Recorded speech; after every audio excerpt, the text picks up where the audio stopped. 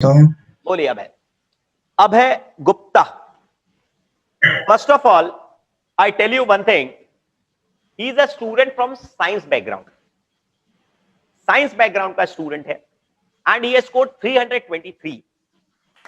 Accountancy में normally science background के students accounts सोचते हैं कि उनका वीक होता है, but this student Abhay Gupta, this is an exception. He is definitely a leader in accounts. He has scored 83 in accounts.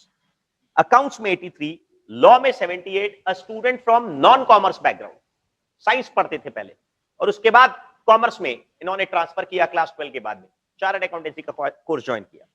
83 accounts में, 78 लॉ इकोनॉमिक लॉ बीसीआर में, 83 again in mathematics and economics में 79। मतलब आप एक सरप्राइजिंग फैक्ट देखेंगे कि जो commerce के सब्जेक्ट्स हैं, इकोनॉमिक्स में 79, that's absolutely wonderful, that's a commerce का सब्जेक्ट। अकाउंट्स में 83, दैट्स अगेन अ कॉमर्स का सब्जेक्ट। मैथमेटिक्स तो डेफिनेटली एक्सपेक्ट करते ही है कि साइंस बैकग्राउंड के स्टूडेंट अच्छा करेंगे, बट अकाउंट्स में 83, इकोनॉमिक्स में 79 और लॉ में भी 78। तो अभय कुछ यस सर। बताइए अपना तरीका, पढ़ने का तरीका, हम लोगों के साथ एक्सपीरियंस आपका। सर मैं आपको एक एक सब्जेक्ट वाइज बताता हूँ।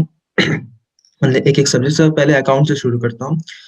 तो सर आपने मुझे एडवाइस किया था कि तुम कुछ 7 या 8 क्लासेस आपका ऑलरेडी रिकॉर्डेड है, जो कि आप जर्नल एंट्रीज जो बेसिक अकाउंटिंग है उसका आप अलग से क्लास ऑलरेडी बना के रखे साइंस स्टूडेंट्स के लिए। तो आपने मुझे एडवाइस किया था कि वो कर लेने के लिए, तो मैं आपका क्लास 4 बजे खत्म होता था, उसके साइंस बाद मैं बैकग्राउंड के स्टूडेंट्स के लिए अलग से हम लोग क्लास प्रोवाइड करते हैं, वो इन्होंने शेड्यूल के हिसाब से किया था। मतलब ये फेस टू फेस क्लास में आते थे उस समय लॉकडाउन के पहले, तो क्लास खत्म होने के बाद वो क्लास करते थे। और हाँ तो सर वो क्लास किए थे, तो उससे मेरे को अकाउंट्स में जो बेसिक्स होता है ना, journal entries, ledger, trial balance, ये सब वहाँ पे हो जाता है, जो कि सीए में फाउंडेशन में जनरली पूछा नहीं जाता, बट वो बेस होता है हर चीज के लिए। तो इसलिए सर वो सब मेरा क्लियर हो गया जर्नल उस लेजर क्लासेस ट्रायल में। Balance normally we have a tendency to do in the beginning, मतलब साइंस बैकग्राउंड के 11 स्टूडेंट्स के 12 लिए का हम लोग टॉपिक एक्स्ट्रा है वो। क्लास।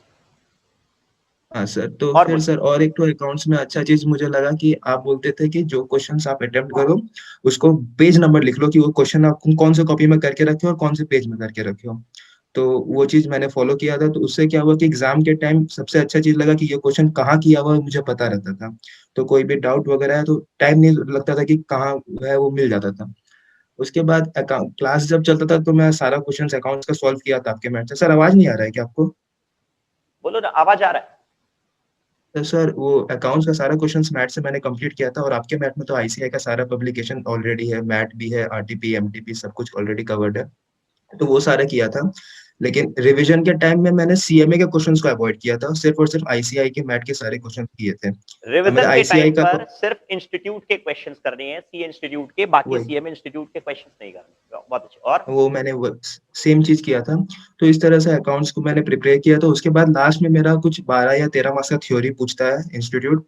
तो सर वो आपका एक अलग से 2 चैप्टर किया हुआ है बुक में, वो आपने करवाया था क्लास में ही, तो वो मैंने कर लिया था। एक्चुअल में हम लोग का वो हो गया था, लॉकडाउन पड़ गया था, तो आपने अलग से वीडियो प्रोवाइड किया था, उसमें वो कवर्ड हो गया था। तो सर इसी तरह अकाउंट्स किया था, और रिविजन में भी सेम चीज, मतलब खाली इंस्टीट्यूट का क्वेश्चन उस समय बनाया था आपके मैथ से। तो यही हो गया।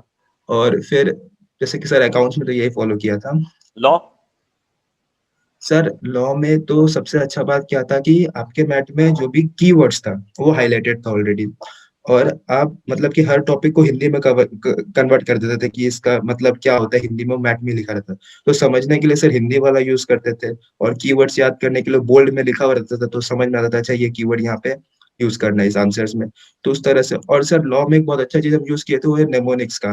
मतलब हम हर चीज को मतलब कि एक तो पोएम बना के या पोएट्री कुछ बना के वो सब याद कर लिए थे। तो उससे सारा पढ़ सर इंस्टीट्यूट में हम एक चीज देखे इंस्टीट्यूट के क्वेश्चंस में, कि अगर आपसे वो कुछ ऑफर का मान लीजिए वो पूछ रहा है कि what are the essentials of offer, तो मैंने एक चीज देखा है कि आप अगर वो जितना मार्क्स भी पूछे, आपको नंबर ऑफ पॉइंट्स को कम नहीं करना, आपको हर एक पॉइंट का कंटेंट को कम कर देना है। मतलब अगर वो this come is marks what का वी पूछ रहा है। नॉर्मली यूज्ड टू से ऑलवेज, कि मार्क्स के हिसाब से आप ये मत सोचिए, मार्क्स के हिसाब से आपको लिखना है, क्वेश्चन के हिसाब से लिखना है, कि आपको ज्यादा लिखने से मार्क्स नहीं मिलता। मतलब अगर 5 मार्क्स का क्वेश्चन है and if there are 3 points, 3 points लिखिए। अगर 5 मार्क्स हाँ क्वेश्चन है, अगर आपके पास 7 पॉइंट्स है तो आप 5 लिखेंगे तो भी चलेगा। बोलो। हाँ। सर वही चीज फॉलो किए और इस तरह से लॉ को प्रिपेयर किए। इंग्लिश पार्ट में आपने सारा फॉर्मेट्स वगैरह करवा ही दिया था, तो बस मेरा इंग्लिश में प्रॉब्लम था वो वोकैबुलरी वाला पार्ट, वो मेरे से नहीं होता था। तो मेरा जो मार्क्स गया हमको लगता है उसी में गया है। और आपने एडवाइस भी किया था कि न्यूज़पेपर डेली पढ़ने पर, सर वो रेगुलर बेसिस में होता नहीं था। तो उसी में जो मार्क्स गया लग गया हमको लग रहा है। और फॉर्मेट्स वगैरह तो आपने सब कवर करवा ही दिया था, तो उस तरह से लॉ प्रिपेयर हो गया। फिर इकोनॉमिक्स में सर आप जैसे बोले कि मैं साइंस बैकग्राउंड से, तो इकोनॉमिक्स मेरे लिए टफ होगा। सर मैंने एक चीज देखा है कि इकोनॉमिक्स एक कॉन्सेप्चुअल पेपर है। वो ऐसा नहीं है कि थ्योरी उसको रट के कर लेंगे, ऐसा कुछ नहीं है। इकोनॉमिक्स पूरा प्योरली कॉन्सेप्चुअल पेपर है कि आपको समझना पड़ेगा। अच्छा प्राइस बढ़ेगा तो डिमांड बढ़ेगा घटेगा, ये सब समझना पड़ेगा। तो सर इसलिए इकोनॉमिक्स भी हो गया अच्छे से। और क्वेश्चंस तो आपके मैथ में इतना सारा था कि हम तो शायद सब चैप्टर का पूरा कंप्लीट भी नहीं कर पाए थे। तो जो भी है जितना बट हो स्टिल पाया किए थे। All ends, alls well that ends well. Highlighted वाला जरूर से कर लिए थे आपने, इंपॉर्टेंट क्वेश्चंस हाईलाइट करके रखा था, तो वो सब जरूर से कर इंपॉर्टेंट लिए थे। क्वेश्चंस मैं हाईलाइट करता हूं इकोनॉमिक्स में। सर वो एक तरह से इकोनॉमिक्स का प्रिपेयर किए, बच गया मैथमेटिक्स। तो सर मैथमेटिक्स में आप सारा फॉर्मूलाज वगैरह क्लास में डिस्कस कर देते थे, फिर जितना मतलब मैथ आप कंप्लीट करवा ही देते थे क्लास में। और उसमें भी मैंने वही चीज फॉलो किया था कि जो क्वेश्चन जिस कॉपी में है उस कॉपी में पेज नंबर लिख देने के लिए। तो और जिसमें जो टफ क्वेश्चन मुझे लगता था मैं स्टार मार्क कर देता था, तो रिविजन टाइम भी हेल्प हो गया वो। बस यही प्रिपरेशन था। वेरी गुड, वेरी मैं गुड। आपने बहुत एग्जाम्पल्स भी दिया था बहुत सारा, उसमें आपका इंस्टीट्यूट का मैथ का तो सारे एग्जाम्पल्स कवर्ड था ही।